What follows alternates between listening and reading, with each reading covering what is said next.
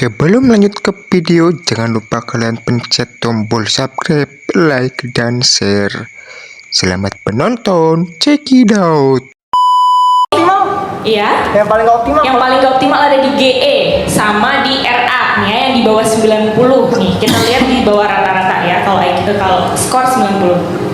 Tadi ada GE sama RA. GE adalah memahami inti konsep verbal dan RA adalah pemecahan hitungan praktis. Kayak gitu. Gak apa-apa, ini bentuk refleksi ya, bentuk evaluasi diri gitu ya. Nanti semakin bisa kita tingkatkan. Udah tua saya. Oke. Mungkin kayak gitu aja previewnya ya. Mungkin lanjut ke yang lain gitu ya. Masalah visual. Sekali lagi, yang dilihat itu kan hanya bagian ya, bagian-bagian. Tetapi kalau secara keseluruhan itu adalah 91 tadi. 91 skornya rata-rata. Jadi maksudnya rata-rata Saya adalah normal ya, saya normal ya. Bukan masalah normal atau enggak sih. Jadi skornya rata-rata, kemampuan intelijensinya itu rata-rata di seusianya kayak gitu. Jadi kan ini ada kaitannya juga dengan norma usia. Biasanya kalau seusia saya berapa? Itu rata-rata yang tadi. Tapi Indonesia 70-an kan. Saya paling normal lah ya di usia saya ya. Enggak maksudnya rata-rata seusianya gitu. Kalau dari berdasarkan negara gitu kayaknya nggak ada norma yang khusus sih sejauh ini. Enggak. Bisa kita lanjut kali. Selanjutnya Kobreni. Kobreni ada IQ-nya 112 atau di atas rata-rata. Oke, Kobreni paling tinggi di subtes WA. WA itu terkait kecepatan memahami inti verbal. Skornya ada di 124 yang dimana itu masuk klasifikasi tinggi. Bertolak belakang kita itu. Oke, kalau untuk yang paling ini yang paling kurang optimal ada di subtes GE. GE adalah memahami inti konsep verbal juga ya. Jadi sama ya tadi ya kak ya. Oke, untuk IQ-nya ada di kategori di atas rata-rata. Tinggi. Di antara orang tua sih lu tinggi lu. Iya, ini IQ 112 yang dimana kategorinya di atas rata-rata, artinya IQ Koko itu tinggi di atas rata-rata seusianya. Usia lu tua gini oke loh. Ingat. Ya. Oke, bisa kita next. Oke. Giri, oh ada yang mau tanya? Giri. Oke, Kak Geri. Kalau Kak Geri IQ-nya ada 109, yaitu ada di kategori rata-rata. Untuk yang paling optimal ada di subtes WU. WU itu imajinasi membayangkan 3 dimensi.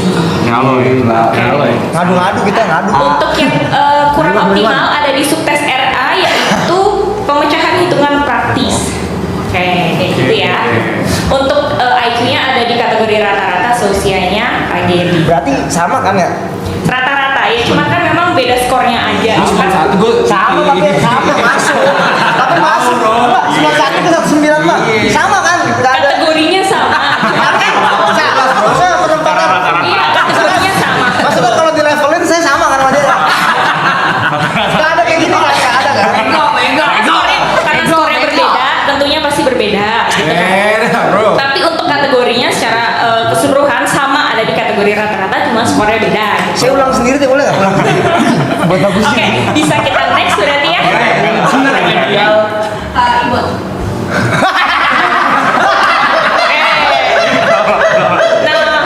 Untuk Kak Ibon, IQ-nya ada di 91 atau kategori rata-rata, dan yang paling optimal ada di subtes ME. ME itu berkaitan dengan atensi, konsentrasi, dan memori. Yang menghafal tadi berarti kakak paling oke. Dia kalau duit hafal ya cepet deh. Satu. Sama-sama tolong. Enggak, Kak itu termasuk kategori rata-rata ya, rata-rata seusianya. Selevel kan berarti kan?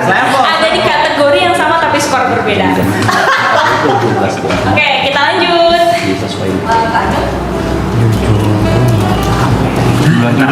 Oke. Lanjut ya. Untuk lanjut IQ-nya ada di 97, yaitu kategorinya rata-rata. Subtes yang paling optimal adalah ZR, yaitu fleksibilitas berpikir. Dan yang paling kurang optimal ada di FA. FA itu imajinasi membayangkan 2 dimensi. Ya. 2 dimensi mah gue jago. Oke, untuk kategori 97 adalah kategori rata-rata di seusianya. Oke, bisa kita lanjut. Coba nih. Oke, Kak Niko. Iya, Satria